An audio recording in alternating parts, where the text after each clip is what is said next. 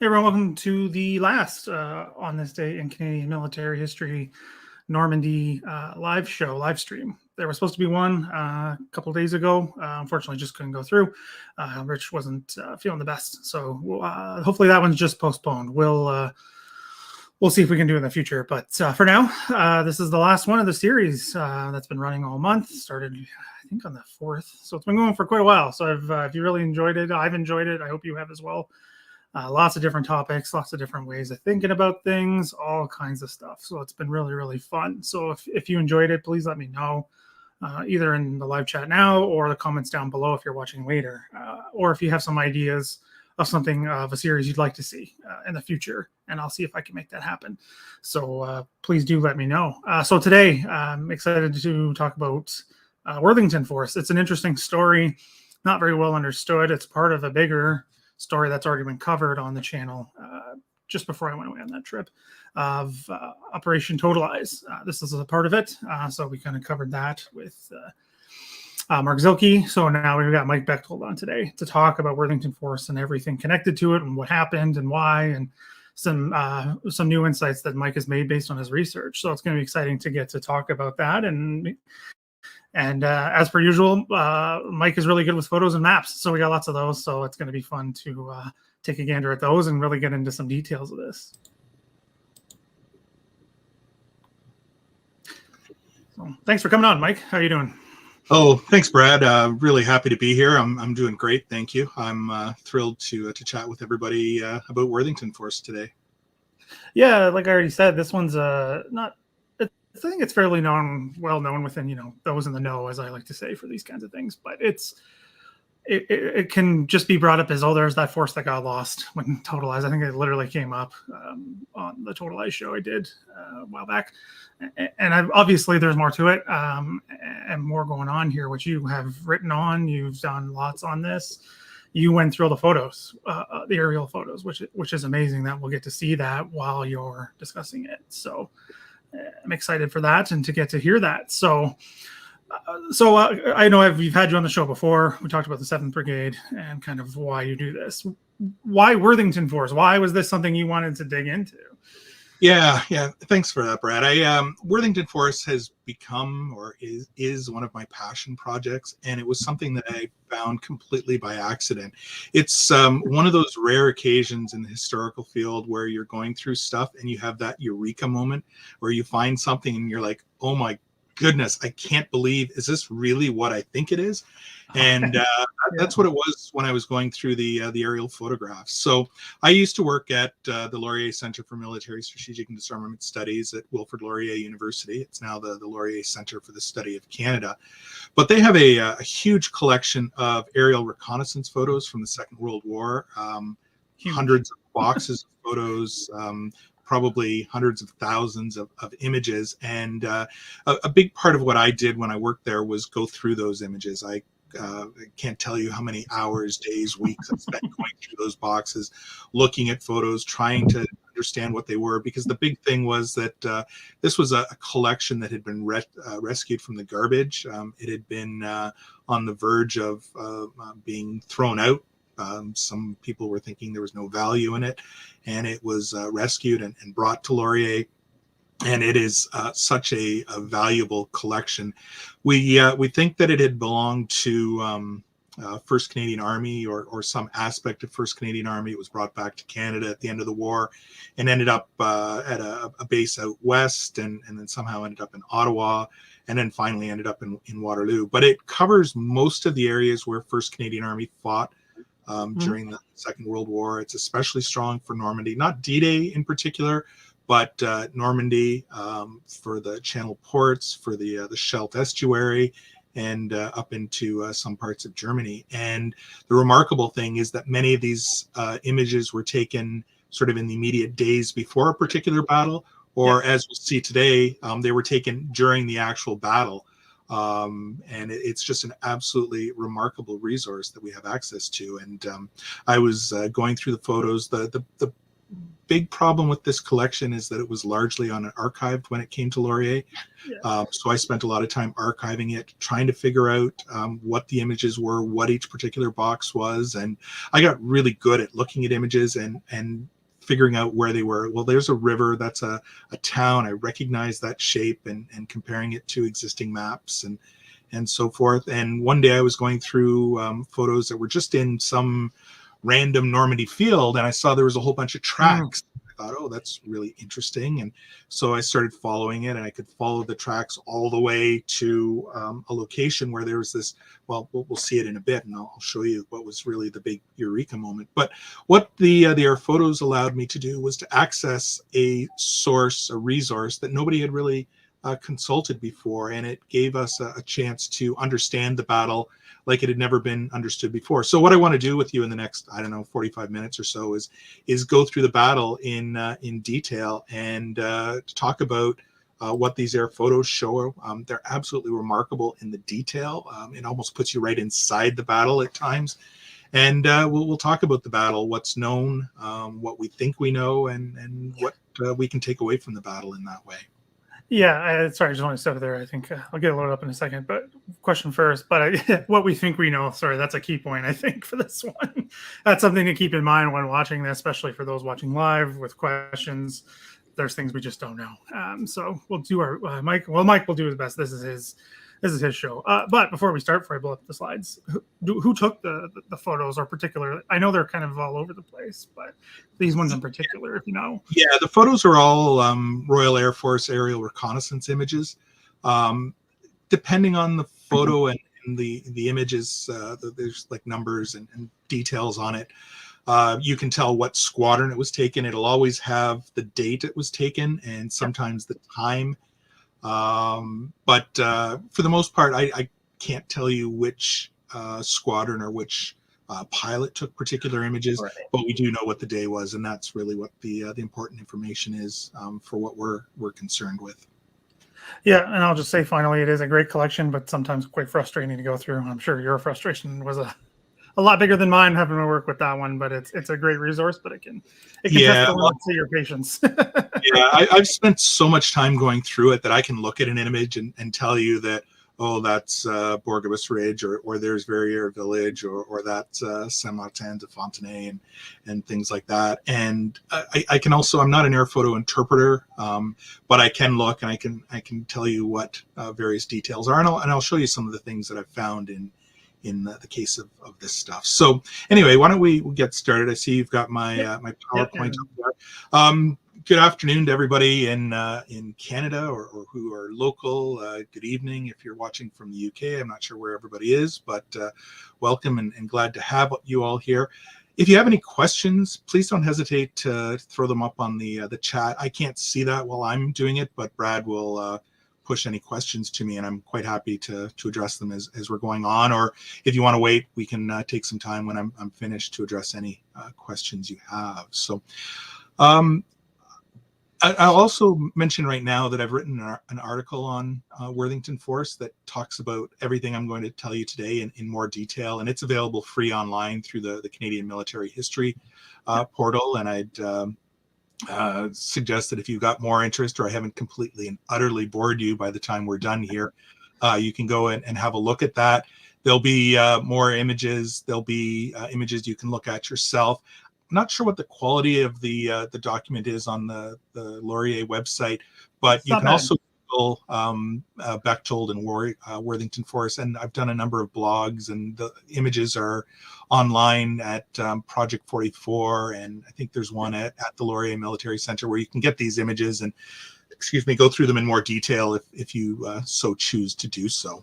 And to make everyone's life easier, I will link both of those that I know of, your article, which is free to access, and the Project 44 blog, so no one's got to go look, and they'll be right below in the description, especially if you're watching later. Easy to find. Awesome. Wonderful. Thanks very much, Brad. All right, so let's get going. I just need to pull up my PowerPoint screen. And yeah, so that's a photo of the British Columbia Regiment. think that is B Squadron, but don't quote me on that, taken just before the D-Day invasion. Worthington Force is one of those tragic stories of the Normandy campaign, and that's how it's mostly written about in the literature. It's the story of a battle group that got lost and was ultimately destroyed. The British Columbia Regiment, an armored regiment using Sherman tanks, and an infantry regiment, the Algonquin Regiment from North Bay, Ontario, that were riding along with the tanks in armored personnel carriers, half tracks. And they set off on the 9th of August, 1944. They were supposed to capture an objective, Hill 195. And somehow, for some strange reason, they got lost and they missed their objective. And not only did they miss it, they really missed it. And they ended up at a completely different point of height, Hill 140 or point 140, depending on how people call it. And they were sitting there and nobody knew where they were. And over the course of the day, the Germans found them and attacked them repeatedly and eventually captured and destroyed most of the battle group. And it's a terrible story. I want to add a twist to it, because I think it's one of the great what if stories of the Normandy campaign. What if we had known where they were? What if they had been supported? What if they could have been reinforced? And I think instead of talking about the lamentable story of Worthington Force, we would be talking about the heroics of Worthington Force, that it was the action that changed the course of the Normandy campaign. But we'll come back to that in a little bit. So that's where we're going today. So there's just a brief outline of where I want to go. I want to give you a bit of a background on the Normandy campaign, background to tractable and the role that the Worthington Force played in it, how it got lost, and I've got some strong feelings on why I think they got lost, which are very different than what are put forth by CP Stacey in the official history. We'll talk about the battle. We'll talk about the RAF. I've spun up an entire lecture on the RAF in the story of Worthington Force, because I think it's a really interesting case study in how air-ground operations should work, and the missed opportunities there. We'll talk about the guns. I know Dave Patterson is here, so hope I get all that right. And then we'll come to the what ifs. What if they knew where they were? And then we'll sum it up. So Worthington Force, as I'd mentioned, was 2 battalions, the BCRs from British Columbia, obviously, and the Algonquins from North Bay, Ontario. Here's some photos of the men before they went into battle. I think most of these were taken in April or May 1944. The top one shows the command team for the regiment, and then the other ones show each of the squadrons. Oh, that just switched on its own. I'm not sure why I did that. The Algonquin Regiment is from North Bay. This is a photo of D Company before they actually made it to Europe, taken in Timmins in 1940. But just to give you a sense of some of the faces, I know they're small, but we're talking in sort of bigger abstract terms today, but we can never forget the men behind these terrible events, the losses, the men killed, wounded, became prisoners, etc. So CP Stacey was the official historian of the Canadian Army, and this was his take on it. It seems clear the regiment fighting its first battle, advancing across country with few landmarks and dealing with scattered opposition. We'll come back to that. As it did so, simply lost its way. It's very easy to write about these events in abstract terms without really trying to understand what's going on the ground. CP Stacey is a fantastic historian. He's written one of the best series of official histories that we have from the Second World War at a macro level. It's very good, but as you sort of drill down into the details, you find that he hasn't covered everything in perhaps the detail that we would like. Right. My first foray into that was his discussion of the battles at the 7 Brigade battles that I talked about with Brad earlier. Yeah. Puteaux, Nory-en-Besson, Bretteville-Orgaz, etc. And it's clear he didn't quite get those battles, and I also think he doesn't really get Worthington Force. On a major level, I'm not criticizing CP Stacey. I think that he had a very difficult task to write the entire history of the Canadian Army in one volume. in the Cinderella campaign and the Victory campaign, as he calls it, but that there are many details that are just dying for young, energetic, eager historians to go and dig out and get a more complete understanding of what's going on. And that's what I hope I did in this case. So these are some of the major 21 Army Group operations. Again, I'm just throwing that up there to show you sort of all the major set piece attacks that were taking place during the course. And we're going to be focusing in on this one, Totalize, on 8-9 August. It actually kicked off in the late hours of 7 August 1944. So here's where we were in just on the verge of the battle. The fighting had been largely contained to the beaches for the month of June. The Germans had constructed a solid perimeter. Nobody was going anywhere fast. The Canadians and the British were trying to break through towards the city of Caen. The Americans were bogged down in the Bocage, and they were also fighting north up the Cherbourg Peninsula. I think I've got a pointer there. So up the Cherbourg Peninsula, the Cotentin Peninsula up this way. But everything changed on the 25th of July when two big operations were taking place. Operation Spring was the major British-Canadian operation taking place on Verrières Ridge, here just south of Caen. And an even more important operation was Operation Cobra, which the Americans launched and broke through at Saint-Lô. That put them in behind the main German line of resistance. And over the next couple of weeks, Patton's Third Army was thrown in and started to race across the Normandy countryside, Saint-Malo, Rennes, down to Le Mans. And we see the beginnings of the Falaise pocket. The Germans on the 7th of August played into that trap by launching the Mortagne offensive, known in some circles as the Day of the Typhoon, but I'm not going to get into that because that's a discussion that'll take us down a major wormhole that I'm just not going to open that today. But instead of sort of retreating, Hitler was committing his forces deeper into the pocket, and that was playing into the Allies' favor. So Operation Totalize was a phased operation. It was meant to be in 3 phases, a break-in, and it's often talked about for the failure to capture Falaise, which is the ultimate stated goal of the operation. But of course it didn't do that. But I think it would be wrong to consider Totalize as anything but a success. It broke through the main German line of resistance, which was here along Verrières Ridge, which had stalled the Allies in a series of major operations earlier, Goodwood, Spring, etc., and broke through and made greater gains than had happened at any point up until now in the British Canadian sector. The first phase was taking place at night. Simmons is a guy that you either love or hate. I don't know that people that are on the fence with that. I'm not sure if Norma's here. She's not, as far as I can tell. Not yet. Okay. She has very strong feelings about General Simmons, if you haven't come across them. But Simmons was an innovator. He was always looking for a better way to do things rather than continuing to bash his head or his soldiers' heads against a problem that was identified. He was trying to come up with new ways to do it. And Totalize is putting on show his creative thinking, his problem solving. Attacking at night, using armored personnel carriers for the first time to protect the infantry, using heavy bombers not on the front of the Allied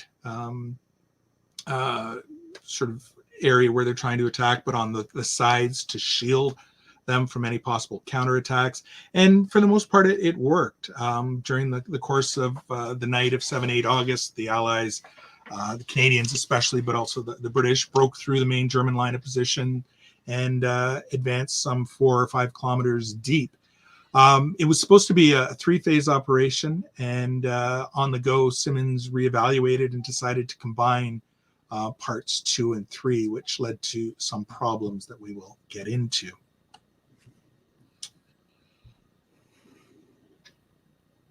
So one thing is that the night attack means that everything has to go right or we're going to be in trouble. Just a couple of quick ORBs for the people that are really interested in the nuts and bolts of this. This is the setup of the Algonquin Regiment. Lieutenant Colonel Hay was commanding. British Canadian Infantry regiments had 4 companies, as well as support company. So you can see there's A, B, C, and D companies, and the support company that's got the Bren carriers, machine guns, engineers, and the anti-tank platoon. For this battle, and for reasons I'm not exactly clear on, there was only 3 companies committed, and A company and the support company with these important 6-pounder anti-tank guns weren't part of the battle. Each individual company was given a series of armored half-tracks. I don't think they were M14s. I think they're M16s, but that's not a key point. As well as a Bren carrier, series of Bren carriers to carry mortars and machine guns. And they were all in the line of march with the column. The 28th Armored Regiment, the British Columbia Regiment, followed the standard British Canadian pattern. There was 3 squadrons of Sherman tanks, A, B, and C. And there was also a recce tank and a regimental headquarters. And each platoon, no, not platoon. A troop. Troop, thank you. I don't know where that word went. 4 Sherman tanks, 1 Firefly, and 3 75 millimeter Shermans. There's also an AA platoon with skink tanks that have 4 machine guns. I think 20 millimeter cannons, but the details of that aren't essential. And then breaking it down, you've got the 4 troops of each squadron, and you can see the 1 Firefly and 3 75 millimeter Shermans. So here's how Totalize was supposed to be laid out. You can see the solid circles are phase 1, the long dashes are phase 2, and the small dashes are phase 3. Essentially, the first phase was 2nd Canadian Infantry Division and 51st British Highland were conducting the break-in battle. Then 3rd Infantry and 4th Canadian Armored Division were to take over. In the 3rd phase, the 4th Canadian Armored Division was to head to point 195, which was Worthington Force objective, while the 1st Polish Armored Division would be thrown into its first battle as well, exploiting down south towards Falaise. When Simmons revised it into a 2-phase operation, you can see how the planning was short-circuited and changed. And this next map is interesting because this is what was supposed to be happening by the morning of the 9th of August. 1st Polish Armored Division was to be back here in Cavicourt. The Canadian Grenadier Guards and Lake Superior Regiment were in Bretteville-le-Rabais, and Worthington Force was all the way down here at point 195, having avoided the main German line of resistance, which had a battle group in Quesnay Wood here and south of Estrie-la-Campagne. That's the way it was supposed to go. Let's just say it didn't work out so well.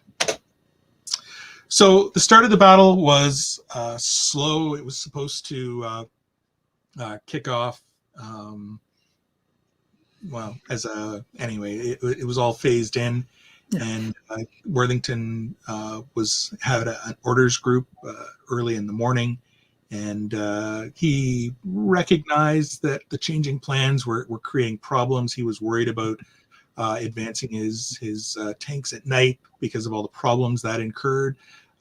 Sherman tanks are great armored vehicles, but visibility isn't one of their strong suits, and that makes navigating at night very difficult when you can't see, when you have compasses that are affected by the magnetic bulk of the tank and don't work. So how do you navigate in a dark world where you don't have good visibility outside, you don't have a compass to steer by?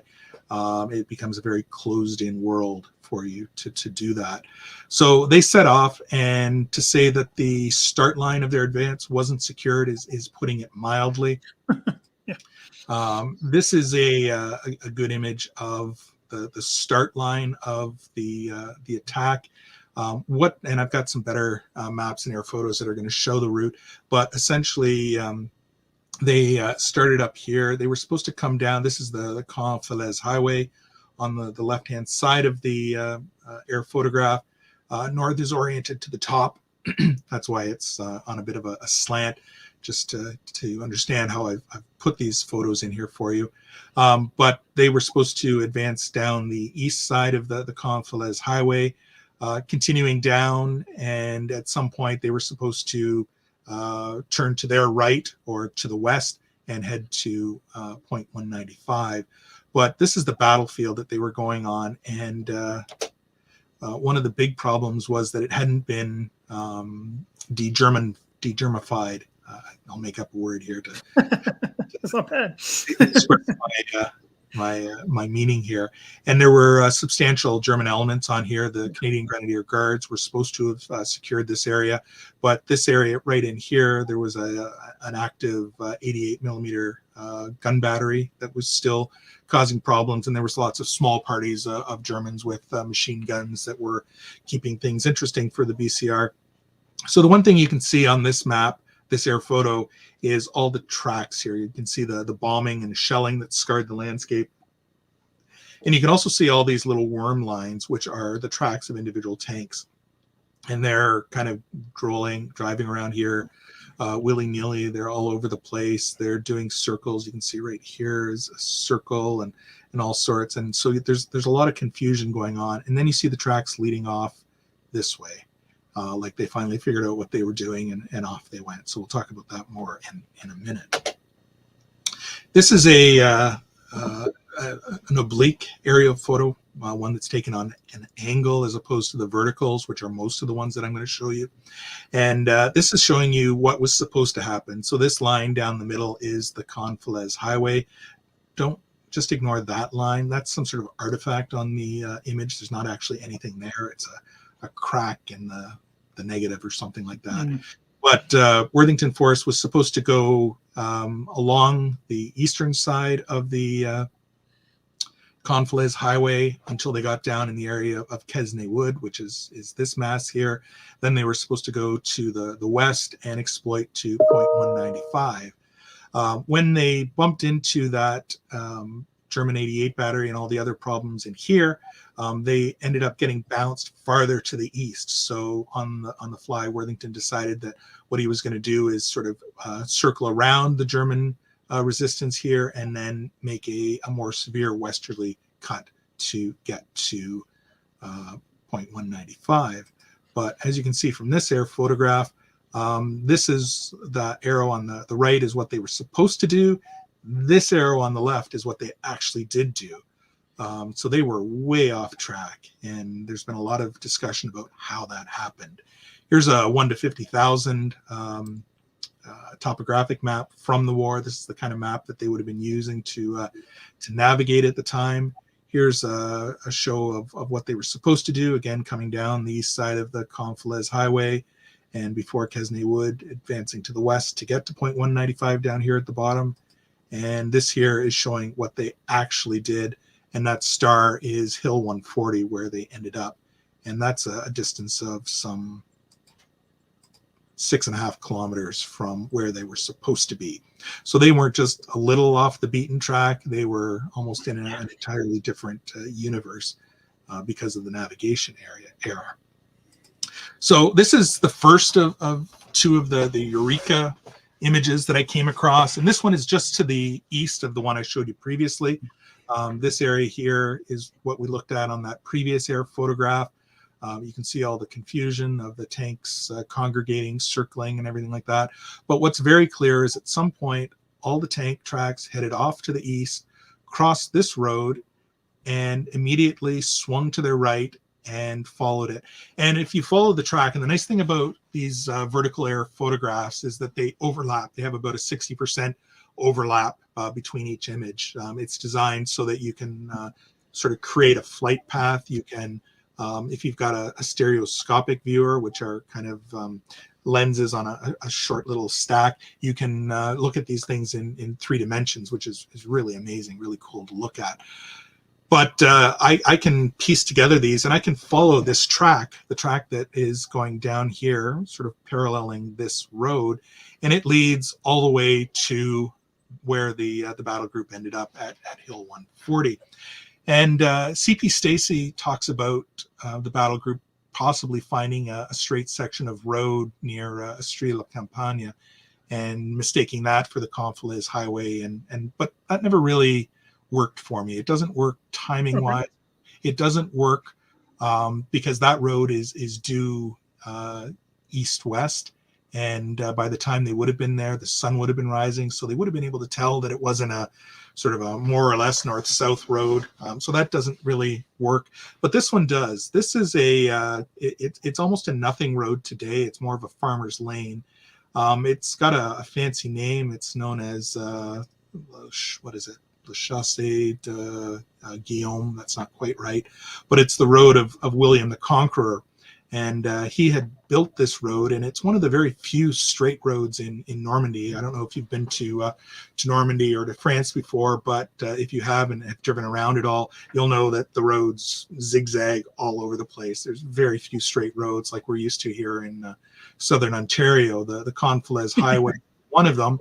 But the road of William the Conqueror is another one, and he built it after he had escaped from something, and it was meant to sort of honor his escape across country. And Worthington Force stumbled across this straight section of road, and my hypothesis is that in the confusion of the battle, in the dark of night, with the smoke of the battle, the dust churned up from their tracks, they crossed this straight road, and all of a sudden they thought, oh, we found the Conflans Highway. I don't know how we got here. I don't know what we're doing here, but this has to be the Conflans Highway because there's no other wide straight roads. And they turned right and they followed it. And I think probably just about the time it was getting dawn and they were going to be able to figure out what was going on, and they looked around, and there, lo and behold, straight ahead where they expect it to be is a hill, and it's got to be 0.195. So Worthington said, make for that hill and we're going to dig in. And that's exactly what they did. There's still big questions around about why he stayed there, about why it took him so long to figure out if he did figure out that he was in the wrong place, and why that wasn't communicated back. But I think that's probably the most plausible reason of how they got so far off the beaten track without recognizing that they were going in almost completely the wrong direction. So that's the first of 2 eureka moments I have. And this is just a Google Earth overlay of that previous photo. You can see them crossing, and like I said, you can follow this all the way down to just off this map is where 0.140 is. This is a picture of what the Chemin d'Assez Le Guillaume looks like today. It's not nearly as impressive as the Conflans Highway is, but in 1944, it would have had a fairly similar construct. And you can see that it goes down into a valley, and then just up here on the horizon are the woods that are sort of on the near-facing slope of Hill 140. And that's just zooming in on it a little bit. Just over this rise is where the battle group ended up. So these are all photos. You can see here, it's just the Chemin d'Assez is now just a trail, a farmer's track, but it would have been different in 1944. So the order of march of the Worthington Force is shown here on this slide, and some of these slides I've taken from a great staff ride handbook that John Rickard has put together. Right.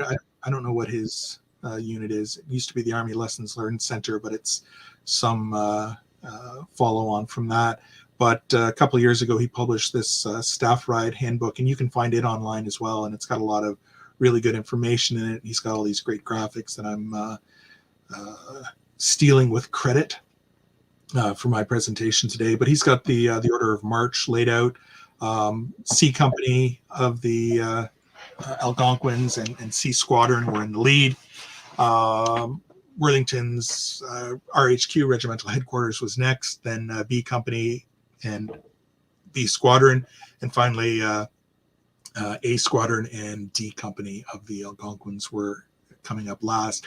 And that order is going to be important for how the troops made it there or didn't make it there. So B Squadron was the first to get there. As they're advancing through this terrain, they're encountering a limited resistance from the Germans. There's Germans throughout the area. There's many accounts of participants in the battle that are extant today, which are really neat to find.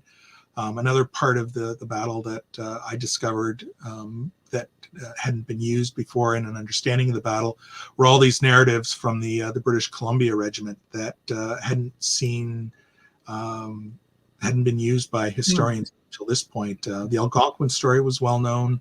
There was an account by Major Monk and some others that told their side of it, but all these narratives from the BCR side weren't there. And in talking with some of the people at the British Columbia Regiment Museum, they were kind enough to share these documents, and they really gave us a great new understanding of what's going on. But you read the accounts and they talk about shooting up haystacks and having bullets ricochet and spark when they're going through. So there was German tanks or vehicles hiding in the haystack. They were shooting up parties of Germans that they were coming across, but it was all in counter battle type of stuff. The Germans weren't expecting it. They weren't ready for it. And the Canadians were really just blitzing through it pretty quickly.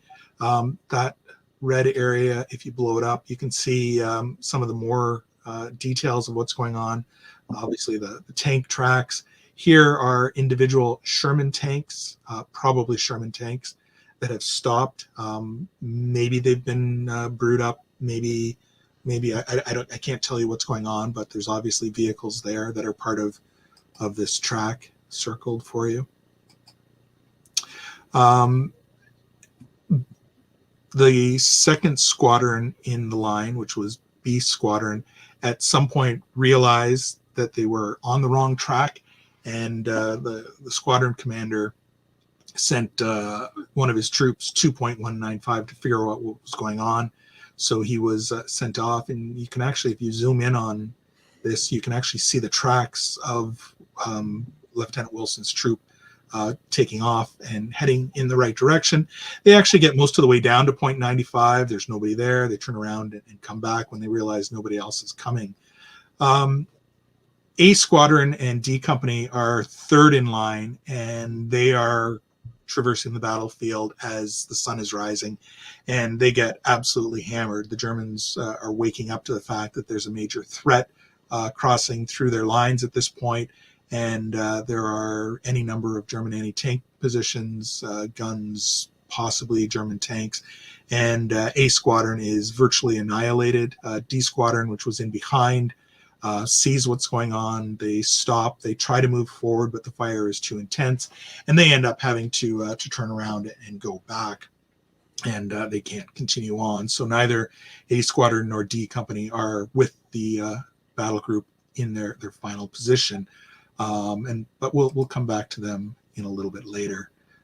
Just some more interesting images. Again, you can see the general direction of where Worthington Force is traversing battlefield. And if you zoom in on this, all these red circles are vehicles of some sort or another. We'll zoom in on that area right there. And again, you can see that there's a whole bunch of vehicles in there. Tracks, tanks have been backing up. They've been circling. So there's been a pretty big battle that's taking place at that point. And probably there was a German resistance point somewhere near here that the Canadians were dealing with as they went through there. We're getting close to the battle group position here. This is Estrella Campania. It's all changed now that there's GPS, and it's really easy to navigate through this area and find it. But I know the first time I went to Hill 140, I got very lost. The second time, I got very lost. I don't know what it is. It's just very difficult to navigate in this area. But another zoom in for you here. And again, you can see the tracks of Worthington Force crossing the battlefield. Here's some vehicles on the road up here, as well as something burning. It's got a big plume of smoke. And again, there's plumes of smoke emanating from these vehicles or tanks on the left of your screen. So let's get to the hill. And this is the other Eureka photograph that I found. And this is sort of where the battle group ends up. And again, you can see the tracks coming up here, and then all of a sudden they stop. And there's this rectangular wood. And the first time I looked at it, I didn't really think of it very much. But then I got a magnifying glass out and started looking at it. And we're going to zoom in on that area right there. And when you zoom in on it, it's like, oh my God, what is going on here? I didn't know at the time when I first found it anything about what I was looking at, but this is the Alamo. This is the final location of Worthington Force, and there is so much going on in this photograph that's absolutely ridiculous. When you read the accounts, they talk about a rectangular field about 100 yards in width and 300 yards in length, and surrounded by small scrub and trees. And this is where they were. They've, if you look in close, you can see individual tanks positioned along the tree line. You can see the half tracks that have been positioned as well. You can see this tank here is Worthington's command tank. You can see this square, and this line. We'll come back to those. Those are aerial recognition panels. But this is where it all happened. This is where it ended up, and it's an absolutely remarkable photographs that puts you right back in that time on that day in a way that isn't possible through any other source. This is a photograph that I took on one of my visits to the battlefield, and it's taken right from the edge of the Worthington Force Monument, which isn't right on Hill 40. It's not in that rectangular field, but it's on a road at the closest point to it. And looking out across the field, this is where that rectangular field was. You can't see it from the ground anymore. It's invisible to the ground. The line, the trees that ring the field are now gone. Right. There's a small stand of trees that's still at the end that really wasn't there in 1944, but that's all that remains. It's just sorry, David O'Keefe was just asking about the monument, but I know you'd get there. So. Well, Dave, we'll get back to the monument. I've got some photos to we'll end there. There's a close up of it, and then I just for perspective, it's interesting always to go to Google Earth, and this is that stand of trees that came up. But the field is still there. So you can see this is the rectangular field. That's the stand of trees that's at the end. It's much fuller, more dense than it was in 1944, but it marks the end of that field. And then just up at the top, that's where the Worthington Force Monument is today. So those photos I took earlier are sort of from right here looking down to the bottom of this image. Continuing, and this is almost like Mike's holiday slideshow, talking about photos, but this is of all the air photos that I've looked at over the years, this is the one that probably has the most going on. And again, you look at it from sort of the 20,000 foot altitude, and it's like, oh yeah, okay, there's fields and roads, and yeah, I don't really know, maybe some tank tracks, but really nothing remarkable. When you start zooming in, it's got so much going on that tells the story of Worthington Force in a single image. Here in the top left corner is the rectangular field where the battle group ended up. We're going to zoom in on that section in the top left corner. At some point in the morning, the Canadians were established in their field, and they started taking fire from behind them to their north. So they sent out a troop of tanks to deal with that resistance, and those tanks were promptly destroyed and brewed up. And here you can see 1, 2, 3. I'm not sure where the fourth is, but those are those Shermans that were sent out and didn't come back. If we look to the south, there was a position known as, well, it's identified as 30 Acre Wood today. I don't know if it had a name in 1944, but it was here. And again, the battle group was taking sporadic fire from that position. So Worthington sent 2 troops of tanks to deal with it. We'll zoom in. The 2 troops, it was 2 half troops, it was 4 tanks. You can actually see the tracks of them going out. And when you zoom in, you can see all 4 tanks where they ended up. They got down to 30-acre wood without too much trouble.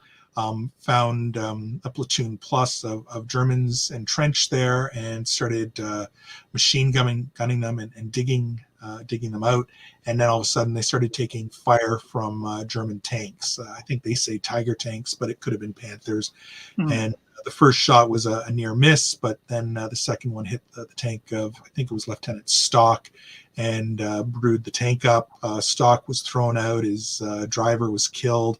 But in short order, the other 3 tanks were brewed up as well. And this photo, it makes me sad because I'm reading the accounts, and there you can see those tanks brewing up. This photo was taken after it had happened, but they're still burning. You can see the tank and the smoke that are emanating from the top of it, and it really shows you what was going on at this point. And then if we're going to the right side, the eastern side of this image, and again, we're seeing more tank tracks over here, but these are tank tracks in an area where the Canadians weren't. So they can only be one thing. These are the Germans that were maneuvering to attack the battlefield.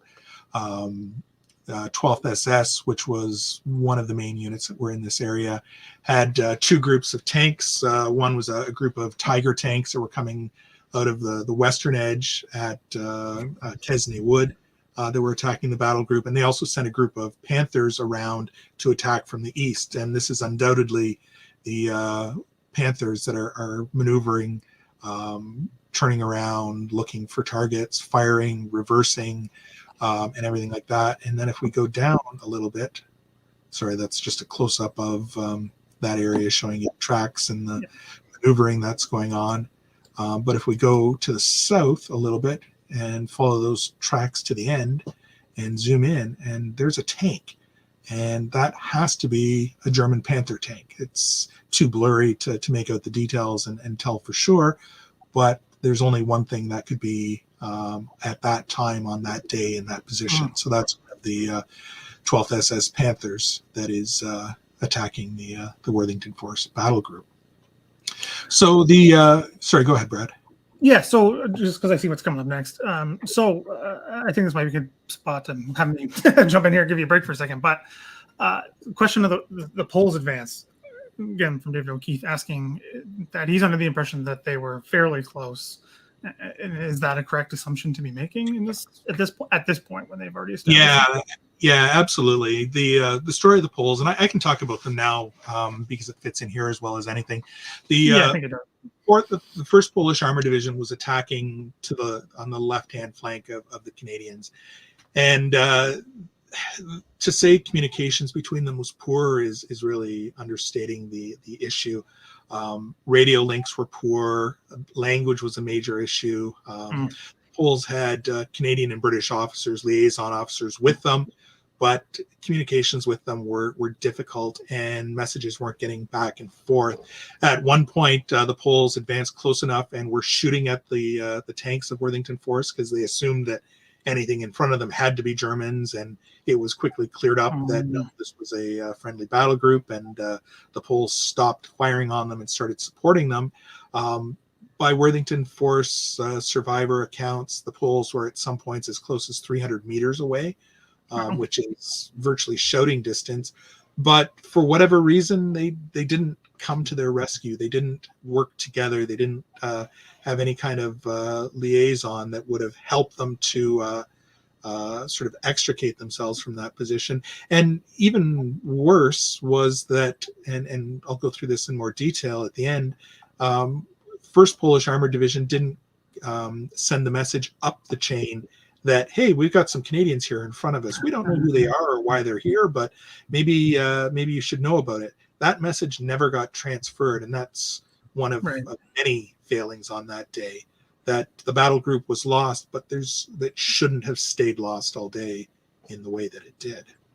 Another question on kind of addendum to Dave O'Keefe's here. Just the last point here is: can you see the Polish movements in the photos you've seen? Because I know not in these particular ones, but maybe some of the adjacent ones. That's a good question, and it's not something I've ever gone looking for explicitly. But I'm sure they're there.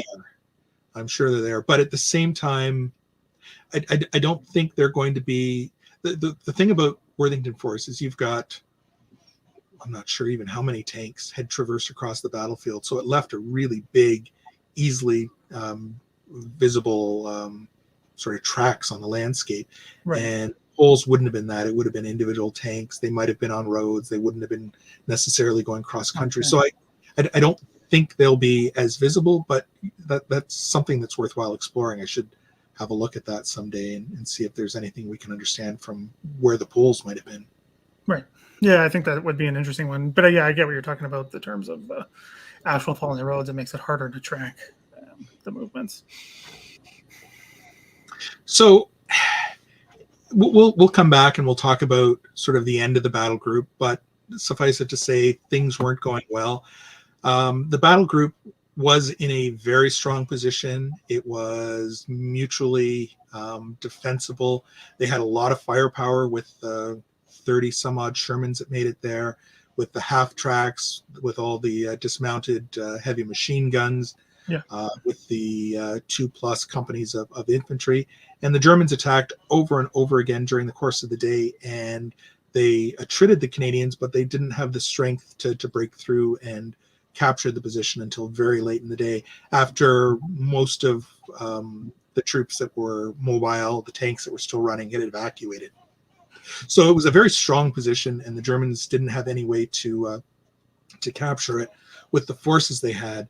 I'd mentioned at the outset the RAF and the interesting story of their participation in this battle. Again, the liaison and cooperation between the two services is absolutely terrible at this point, and especially in this battle. There's no way for the Worthington Force radios to talk to the aircraft overhead. Right. It wasn't a link that was possible. And the Air Force didn't know they were there, and Worthington had no way to talk to them to say, hey, this is us. Can you get a message back?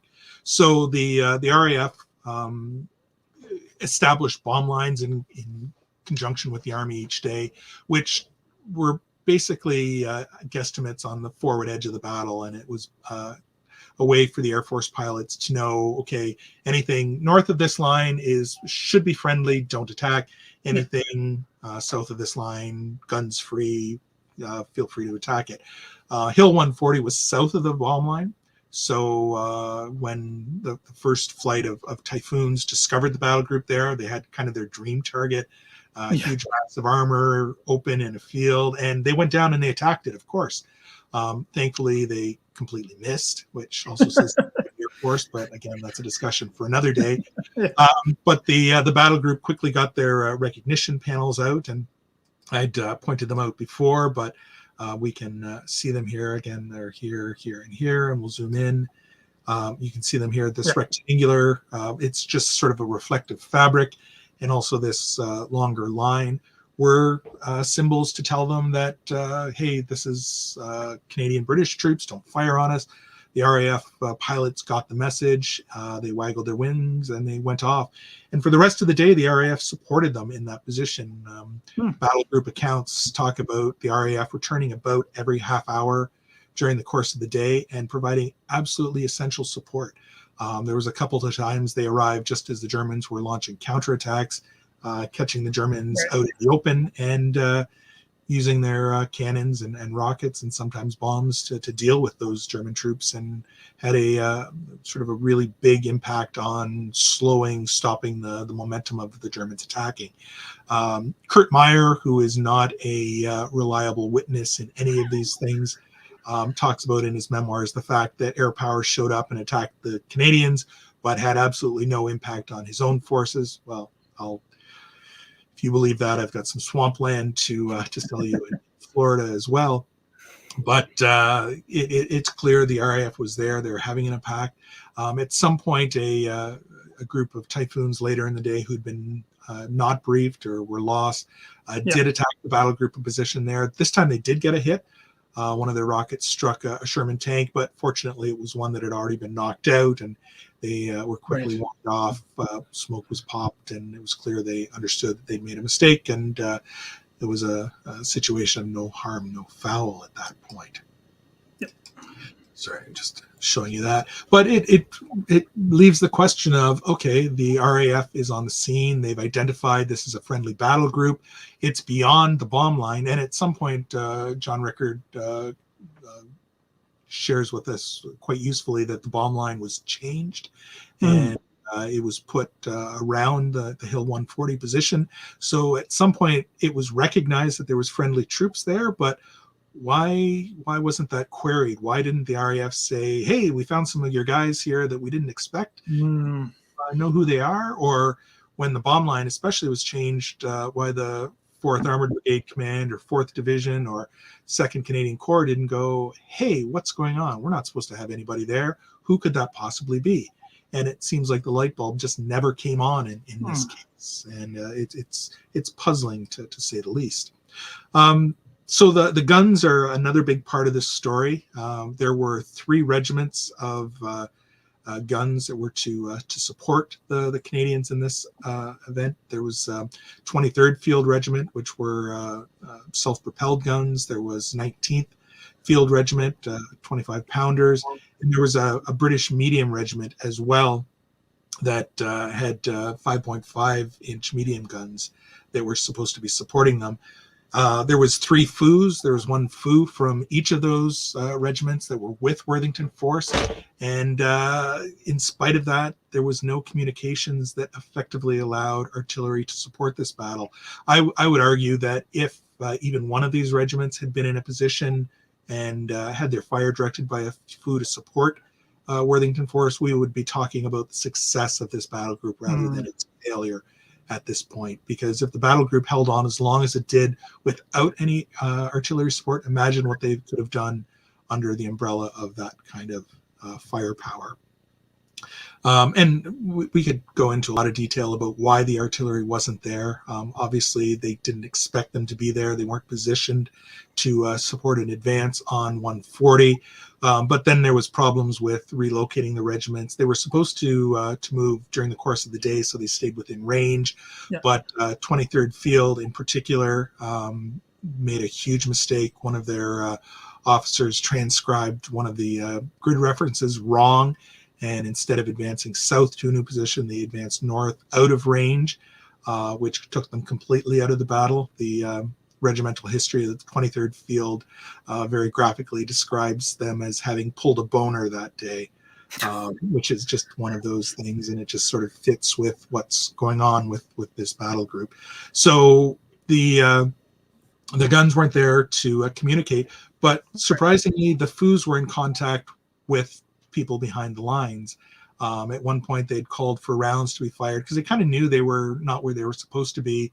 So they called for smoke rounds to try to be ranged in and get a sense of where they were, but it wasn't effective. And they also weren't able to communicate back through their chains of command that, hey, we're not where we're supposed to be. Maybe look for us, try to find us and stuff like that. So that message never got back in any kind of way. So I just want to jump in here because I think that answers Dave's question there about them not fully understanding where they are. But yeah, I think that pretty much answers that one.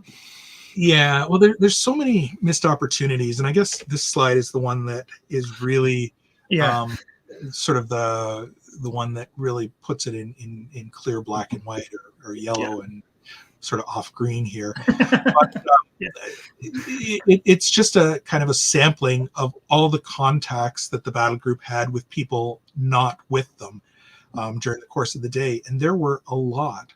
John Rickard has identified 15 separate opportunities where the battle group could have communicated its location, but for whatever reason, it didn't happen.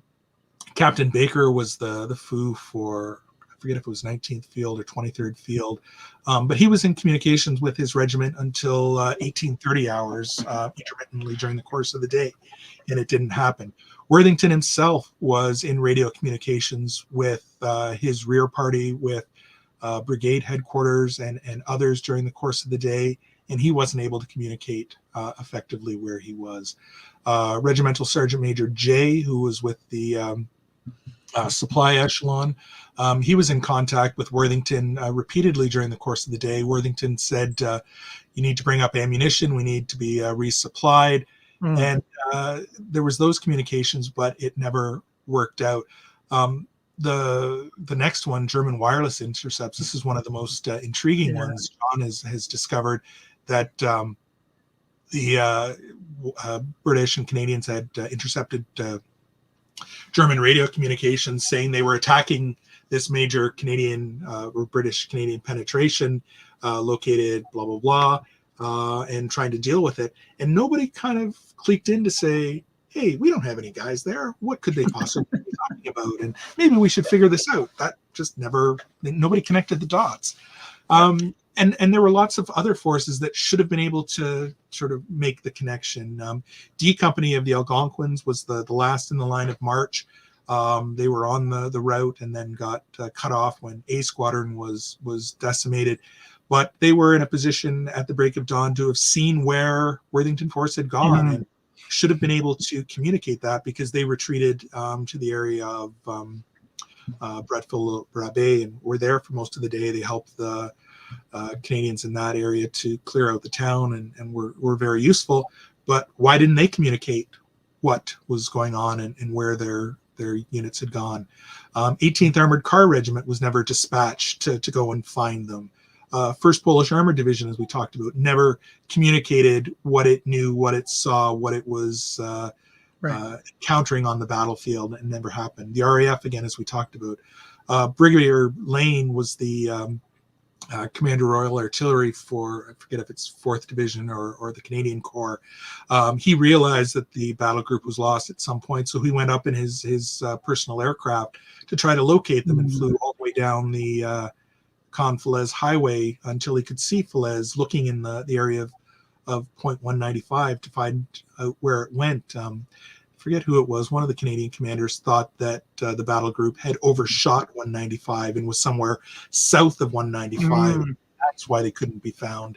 But when Brigadier Lane was in the air, I mean, he would have been able to see the battle that was taking place on point 140, and maybe he wouldn't have known what was going on, but it should have set off a light bulb. I don't think that's our guys. It shouldn't be our guys, but let's just explore what's going on there and see just in case. But that connection was never made.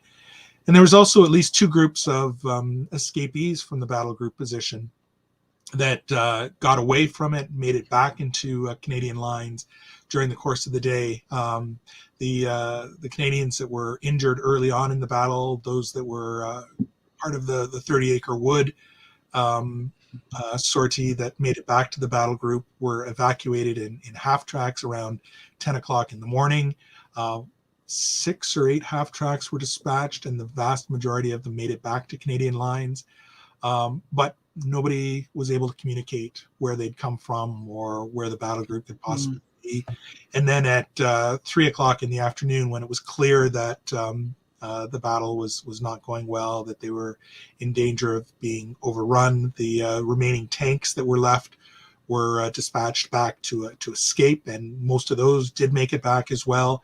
The tankers that were dismounted and the infantry had decided to stay and fight until dark, and then make their way back and infiltrate back once the sun had gone down.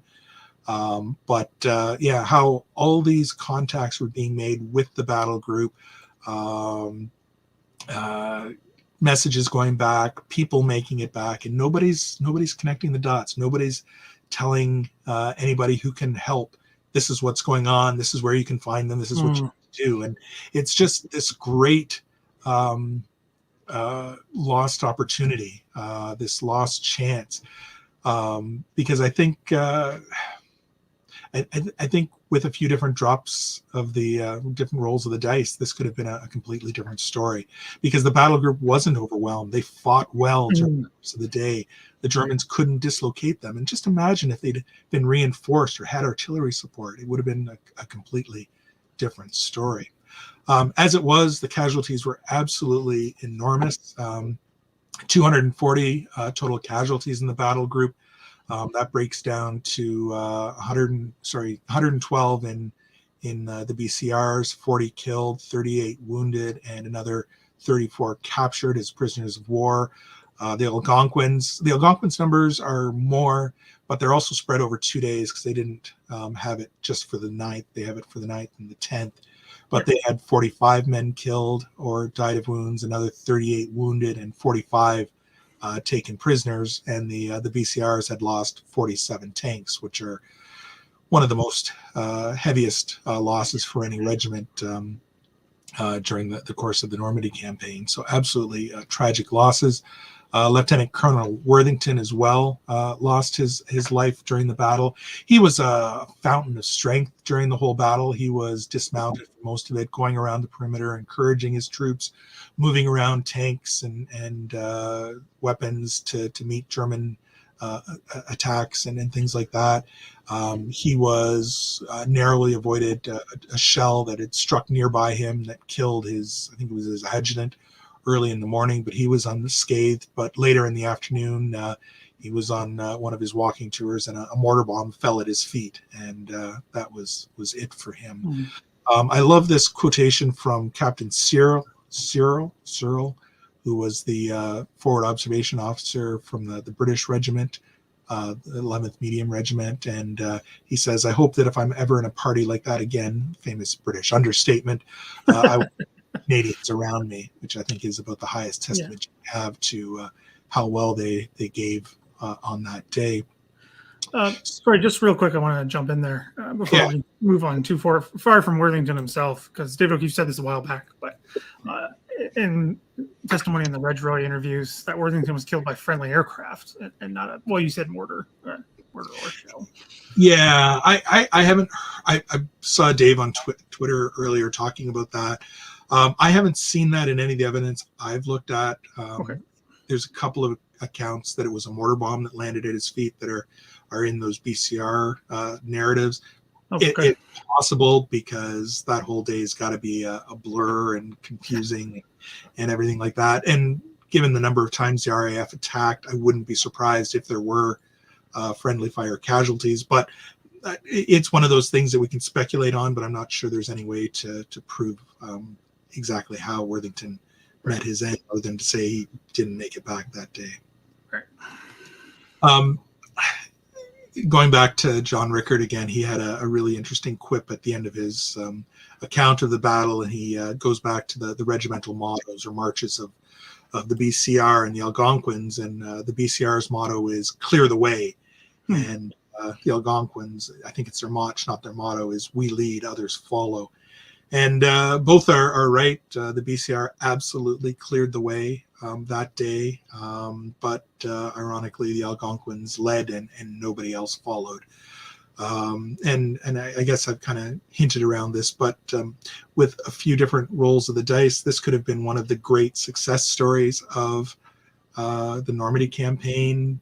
Worthington had achieved what everybody was trying to do in Normandy. They had broken through the main German line of resistance and had created that crack that all they needed was follow-on forces to come follow them through.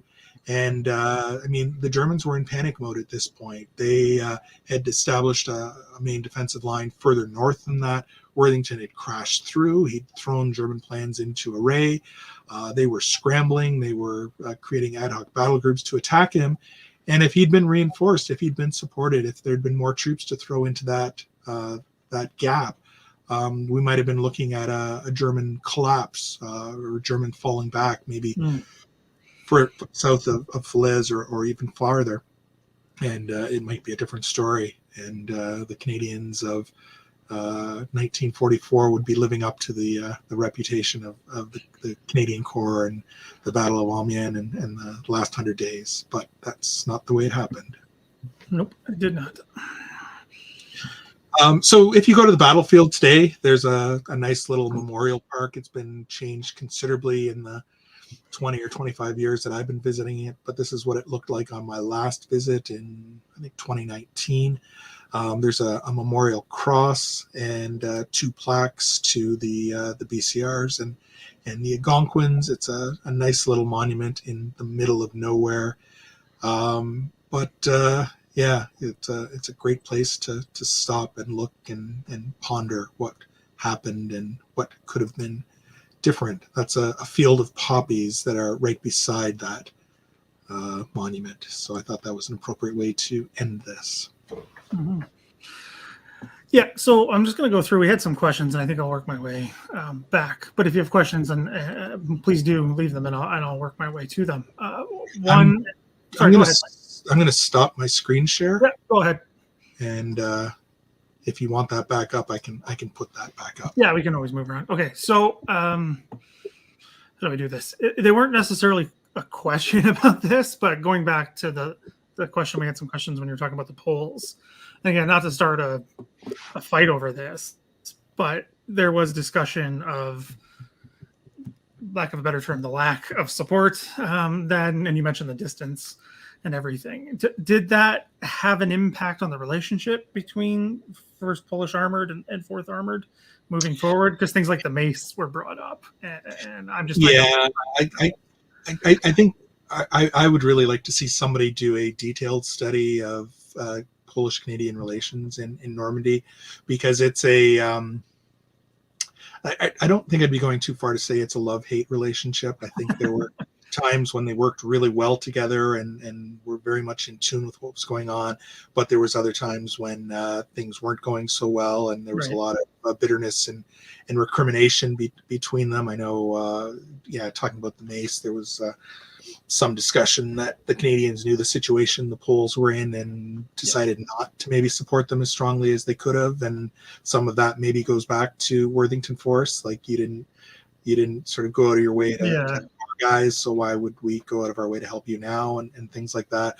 One of my favorite stories from the Normandy campaign is during the Falaise pocket battles, and the Canadians had just captured a big group of Germans that had surrendered in around Saint-Lambert-sur-Dives, and were marching them to the back, and of course they'd all been liberated of their valuables, watches and wallets and things like that. And shortly thereafter, a Polish officer came up and said, "Who took these Germans' belongings?" And the Canadian said, "We did. What's it to you?" And he goes, "You need to return them, because these are all now members of the 1st Polish Armored Division," because it turned out they were all Polish conscripts that had been drafted into the German army, and the Poles were always short of reinforcements and recruits, and so they got these guys to change uniforms, so they wanted their men's belongings back. I've heard that one too. It is an interesting part of all of it. I see Phillips asking if they could talk to each other, and I think that's a key thing. Language was definitely a barrier, and it was a problem. I sort of alluded to that before. Not just the radio difficulties in keeping communications open between neighboring formations, but language was a huge problem as well. And there were only a limited number of English speakers in the Polish forces. They had liaison officers, but they weren't always where they needed to be at the right time. So communications was always a big problem with the Poles. Yeah, and was an interesting point Dave O'Keefe just made. Most of them spoke French as a second language, not English. And as we well know, English Canadians don't speak much French. So nope, especially not then. So that wouldn't have done a whole lot of good. Maybe if it was a different unit, but that's another one of those big what ifs. I mean, I think you're right. This is my thoughts, but this is another one of those big what ifs, especially that whole idea. And because I want to get to the Polish stuff, but you mentioning that crack, like that's the idea, right? That's what Monty wanted. It was the Holy Grail. It was what everybody in Normandy was trying to achieve, and here Worthington Force did it, but nobody knew where they were. Nobody could support them. Nobody could back that up. So it turned from a great story to a huge lament. Yeah, and I think this is what Dave O'Keefe's talking about. They pulled a Homer Simpson. They kind of stumbled into success in a way, and it doesn't quite work out in the end either. That's pretty much the arc of pretty much every Simpsons episode. But but Homer Simpson was incompetent and somehow survived in spite of being incompetent. The Canadians were very competent. There's a lot of talk about this being 4th Armored Division's first battle, that they were green. But you know what? They didn't fight like green troops. They were well trained. They were motivated. They had good equipment and good tactics, and they knew what they were doing. And I don't think it mattered that they were green. I'm not sure you throw who knows? Maybe an experienced unit doesn't get lost in the way that Worthington did. Maybe it was his inexperience showing through. But I don't know that that's not a satisfying answer. No, it's not even. It's not that it's not satisfying or not. Right? I mean, that's history, right? That's what we do. But it's just one of those. Again, it's one of those interesting things to think about. I can't not think about the other elements of Totalize that go horribly wrong, yet still somehow work out, where they have no idea where they're going and they still end up kind of going in the right direction, which is so surprising. Maybe that's another way to put it, that there wasn't more than one Worthington Force the way Totalize developed. Because the conditions on the 8th, right? It's just so much confusion, and yet it still sort of works out. Sorry, one second. I just got a question here. I see Dave is asking or commenting the greenness of the brigade divisional headquarters, and that's a fair point as well. Oh, we got the wrong one. Yeah, sorry. We're green. Yeah, at the divisional level. Yeah, sorry, we'll stick on that thread for a second. Yeah, at the divisional level. That's fair. I mean. But again, the whole comms issue, like I think you've highlighted, the pith of this is the comms. Why, of all of those options that you list, was something not done? I don't know. Maybe that needs a deeper dive in the records, that there is something there and it just wasn't done properly. Again, I don't know. That's just a speculation. Yeah, I think it would be difficult to prove at this point. An interesting sort of hypothesis I've had is that Booth has been criticized for being too far back during this battle, that he wasn't where he needed to be to have a really good grip on the battle. And then a week later, 2 weeks later, during Operation Tractable, he is so far forward that he ends up getting killed. And it makes me wonder if he's trying to compensate or deal with what he thought he'd learned during Totalize, and instead of being too far back, he gets himself too far forward, and with the results. So I think I know how you might answer this, but Dave O'Keefe is asking why the navigational error off the bat. Yeah, I think the navigational error is just sorry for the language, but a clusterfuck. It's a situation where if it could go wrong, it has. You're talking about an armored division attacking at night. You're talking about a start line that hasn't been cleared, and from the moment they start moving, they're under fire. You talk about the Normandy terrain that is easy to get lost in under the best of circumstances. Still is now. Let alone at night. The dust from the Normandy fields, the smoke from the battle, compasses not working in tanks. Right. Discovering a road that maybe you're not sure is the right one, but it seems to make sense at the time. And then as you're following it and dawn is breaking and you see in the distance a hill where there's supposed to be a hill. So they go there, and that's where they end up. So I can't believe that Worthington himself didn't know that he was lost. But I think maybe he was making the best of a bad situation. And frankly, he did everything right from that point. Like, they found a great piece of ground. They dug in. They were well entrenched. Like I've talked about, the Germans couldn't winkle them out. They were taking very high losses trying to attack that position. So Worthington made the best of a bad situation. But then it's all these other things that are going around that conspired to keep the battle. That all they needed was something to go right, and it would have been a different story, but it didn't. Right. I think, how do I say this? Because I've mentioned this many times. I've not done Worthington to the details you have, especially with the photo reconnaissance and stuff. But it seems to me one of those situations where things went wrong, tried to do their best, and in some ways we're still looking for a blame, right? Because it's a failure. We have to, got to pinpoint it, and sometimes that's just not possible. And I think this might be one of those. There's just too many moving parts that things can go wrong, and they did go wrong. So to say it's exposition. I mean, you mentioned that German stronghold that they try to go around. Is that what set everything off wrong?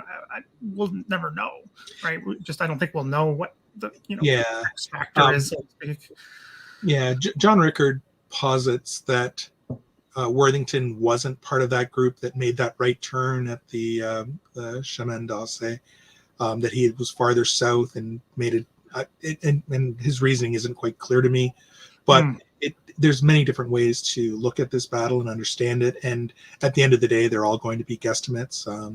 CP Stacy's never rang true for me, Right. but I mean, it's a valid interpretation. There is a straight section of road there. Maybe that played into their calculation, but to me, the big issue with this battle is not that they got lost. I can see easily how they could get lost in the middle of the night. They found themselves a good piece of land to be on for daybreak. My big problem with this battle is how the hell did they stay lost all day long? Right. Everything that's going on around them, with all the chances to identify where they were, to get them support. How did they stay lost all day? Like that's the part that really boggles my mind. Yeah, I think you're right to kind of shift the where the questions can be. I mean, that's like I already said, we can discuss infinitum about how got lost, who and where and when and what, but why not fix it better, I guess, is the best way to say it, right? Why not rely on some of those comms, or someone make some sort of inference? I don't know. Dave O'Keefe has posited that. Oh, sorry if I hit the wrong one again. Keeps moving on me. Is the nav issue? Maybe just this could be said generally: command dysfunction over rookie mistake.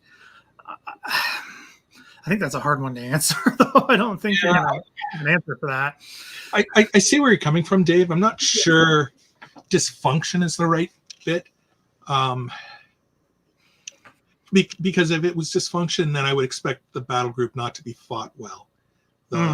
Right. And things like that. So obviously Worthington was operating at a respectable level of competence.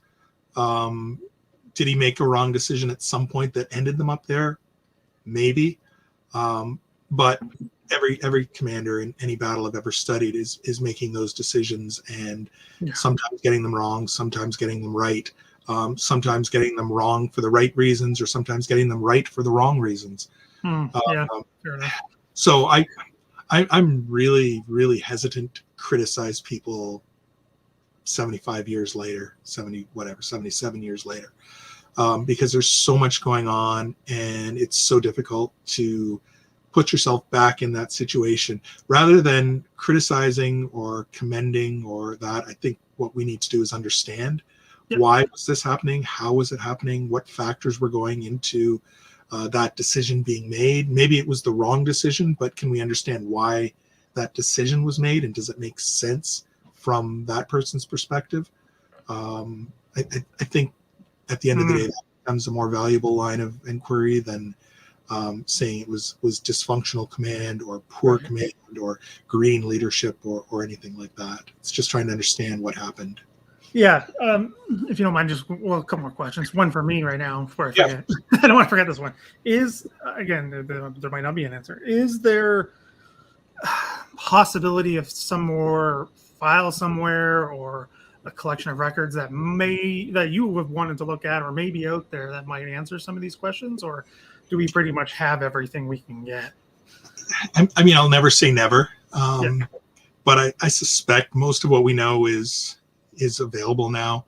Okay. I mean, we've got the air photographs, we've got the war diaries, the message logs, we've got the narratives that are available from the Algonquins and the BCR now. Maybe there's more to learn from the German side, but I'm not sure. I suspect it's as confused as anything from their perspective. And any of those records wouldn't exist in the detail that we need them in. For this particular battle. So yeah, I'm not sure there's any untapped sources in this battle, but who knows? Maybe there's somebody somewhere that's written a memoir that is sitting in a relative's closet or maybe like that. So Yeah, so I just thought of that question because, like you mentioned, it's about understanding. But my own work, right? It's that one. My whole dissertation, there was like that one thing. If it had shown up, it would have changed the whole direction, right? I'm sure we've all historians have had something like that. So I was just thinking if maybe there's like that one piece that may exist, probably doesn't, but may exist and may answer some questions. I don't know, because Worthington is killed, right? We don't. That's another thing. We don't. Can't ask him what he was thinking. Can't ask him a thing, right? So he didn't leave anything after the fact and then let it sit in his desk for 40 years. That just didn't happen. So, I mean, that happens, but not in this case. So yeah, just one more question, because I'm not too clear on this either. When did they, or I put in this a different way, when did they realize they weren't on 195? Dave, that's a really good question. You can go through the message logs and you can see, and I don't have the details, it's all in my article, but I think as late as 10 o'clock in the morning, they were still radioing back grid references for 195. But I think at some point they had to realize they weren't where they thought they were. But yeah, that's more detail than my tiny brain can remember at this point. But yeah, they certainly thought they were on 195 for quite a lot of the day and everything like that. I think Dave's comment, the last one, is a one that's really worthwhile putting up. And it's one that's always bugged me because we talk about these green troops, but what does that even mean? I mean, you look at 3rd Canadian Division on D-Day, a green unit, their first introduction to battle for the vast majority of them, and they kicked some serious ass. They continued to kick ass for the next, for the rest of the war, to be blunt about it. But you look at their success on D-Day, you look at what 7 Brigade did in Brett-Villeneuve-Puteaux, you look at 9th Brigade, and in that encounter battle that's often portrayed as a defeat by 12th SS, but I think at best it's a tie. And to me, green troops is a real red herring. These were well-trained, highly motivated, well-equipped troops that were very effective right from the get-go. And is there room for improvement? Always. Could they have done better? Was there better decisions that could be made? Absolutely. But did they fight like green troops? Not in the way we usually think about it or understand it. And 4th Armored Division was the same. This was their first battle. Could things have gone differently, better, more smoothly, more effectively? Sure. But looking at what they did and what they achieved, they're operating at a pretty damn high level. And I think that needs to be recognized more than there being green troops in first battle. Yeah. I mean, there's always the inevitable sports comparison. You can always win better, right? You can win, but you can always win better. There's always something you could have done better. But if you win, you win, right? And it just, again, I'm harping on this. I'm only going to give it one quick thought. But their opponents, I'll try not to bring up again too much, are labeled as elite and have not seen a second of combat either on the opposite hand here. So I think that's just a really interesting point to kind of add on to what you're saying, is how we perceive these things as somehow all kind of flip-flopped and odd. I don't get it. I mean, I have my theories why, but that's not the time for now. Anyway, so it's an interesting one. People are loving the presentation, and I think David O'Keefe kind of gives us a good wrap-up point here. There's far more questions than answers, but that's the fun of it, and these things are never going to stop, right? Absolutely. Yeah. Sorry, I'm just reading one more from... Dave's getting into what we were talking about there, but that'll lead us down a rabbit hole, and maybe we can do that another time. Talking about the difference. There's lots to take too. I mean, talking about the Argyle's capture of point 195 on the 10th is an absolutely classic battle that, again, more green troops, but they capture 195 in a night attack that's absolutely textbook and remarkable in what they do, and is a really interesting story that maybe we can take on another day. Yeah, we can take that another day. Sorry, Dave was just talking about the difference between a set piece and the fluid that the 3rd had, and then 4th Armored's fluid flexible battle. But that's a whole other rabbit hole that can last another 3 hours. So I think we should probably wrap up there. So yeah, people were already saying that we have one viewer, Scott, who's going in 2 weeks. So that's interesting. So hopefully this gives a little insight on where to go. Oh, very jealous, Scott. I need to get back to Normandy.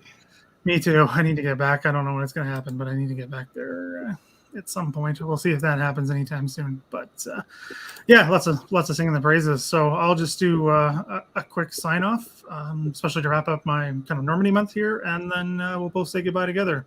Great. Sound good? So thanks everyone for watching. Thanks again to Mike for coming on.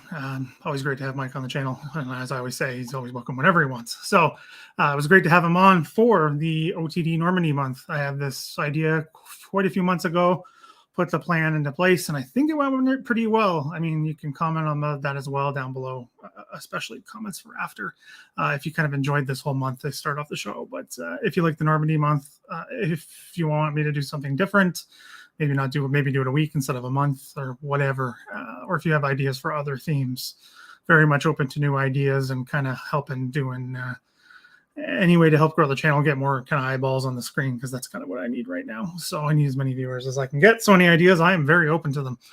So with that said, if you are new, please subscribe, like as well. Helps me a lot because YouTube is a big numbers game. So please help me if you can. Also, if you're not a Patreon already, I know a lot of you already are, please do check that out. There's lots of benefits. I just got back from a pretty big trip where I did a whole bunch of different stuff, and there's some exclusive stuff on Patreon that you can check out, and there'll be more coming. Hopefully my computer does better. I was having some trouble earlier this afternoon. The computer was not cooperating, so I couldn't get more up than I wanted to, but hopefully I'll have that fixed in a short little while. So please do check that out, and it would be really, really helpful if I could get a few more patrons to help me continue on into the future, because I don't have anything really organized right now. A few things here and there, but nothing really, nothing kind of cohesive, organized yet. So I'm still going to have to take some time to think about that, and got some stuff coming up that might have an impact. So stay tuned to all the channels, social media, and everything like that to see what might be coming next. So thanks again, Mike. Really appreciate it, and you coming on again to the channel and talking about this one. Like we already said, it's complicated, it's confusing, more questions than answers, but I think you did an amazing job, especially with those photos. I mean, I'm still blown away seeing those, and I don't know how many times I've seen them, yeah, that's great. Yeah, it's a pretty amazing collection of photos. But yeah, thanks very much for having me on here. I had a great time. Always happy to talk about Worthington Force. I see Dave is saying Shelt month, and I will put my 2 cents behind that 100%. I would love to do that. Yeah, I was thinking that. I mean, I wasn't sure if that was too obvious, but it's a good one to cover for just all kinds of reasons. But yeah, it'd be great to have you on to talk about some elements of the show. I think it's the most important campaign the Canadians fought in the Second World War. So there we go. There you go. Backseat to Normandy. That's a big claim. That maybe we can do that. That can be a show. We can argue about its importance. Anyway, so thanks everyone for watching. Again, like I said, not sure when the next one will be. Got some plans, but stay tuned, and I'll be sure to get it out on as much as I can, social media and on YouTube itself. So thanks everyone for watching, and I'll see you next time, whenever that may be. Have a good rest of your day, everybody.